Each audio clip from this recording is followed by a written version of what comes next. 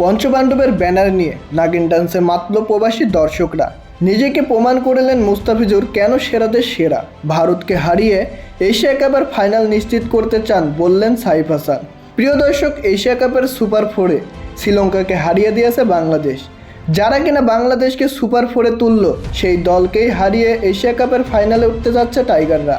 প্রিয় দর্শক, এশিয়া কাপের সুপার ফোরের প্রথম ম্যাচে শ্রীলঙ্কার বিপক্ষে খেলতে নামে বাংলাদেশ। আর এ ম্যাচে শ্রীলঙ্কা আগে ব্যাট করতে নেমে 169 রানের টার্গেট দেয়। রান সংখ্যাটা আরও বেশি হলেও হতে পারত, তবে মুস্তাফিজুর রহমান তিনি প্রমাণ করলেন কেন তিনি বিশ্বের সেরা বোলারদেরও সেরা। যেখানে মুস্তাফিজ 4 ওভার বল করে 3টি উইকেট তুলে নিয়েছে, রান দিয়েছেন মাত্র 20 রান। ডেথ ওভারে মুস্তাফিজুর রহমান তাক লাগানো বোলিং করেছিলেন।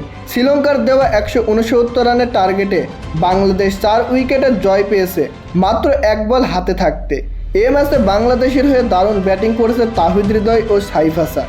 ম্যাচ শেষে ম্যান অব দ্য ম্যাচের পুরস্কার পেয়েছেন সাইফ হাসান। তাহিদ হৃদয় পেয়েছেন গেম চেঞ্জার অব দ্য ম্যাচের পুরস্কার। বাংলাদেশ সুপার ফোরের প্রথম ম্যাচেই জয় তুলে নিয়ে সুপার ফোরের পয়েন্ট টেবিলের প্রথম স্থানে উঠল, যেখানে শ্রীলঙ্কা 4 নম্বরে, ভারত 2 নম্বরে এবং পাকিস্তান 3 নম্বরে। ভারতকে হারিয়ে এশিয়া কাপের ফাইনাল নিশ্চিত করতে চায় বাংলাদেশ।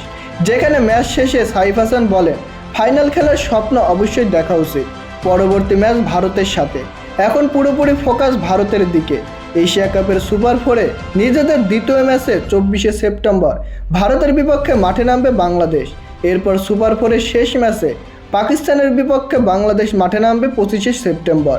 ভারতের বিপক্ষে জিতলেই ফাইনালের জায়গা করে নেবে বাংলাদেশ।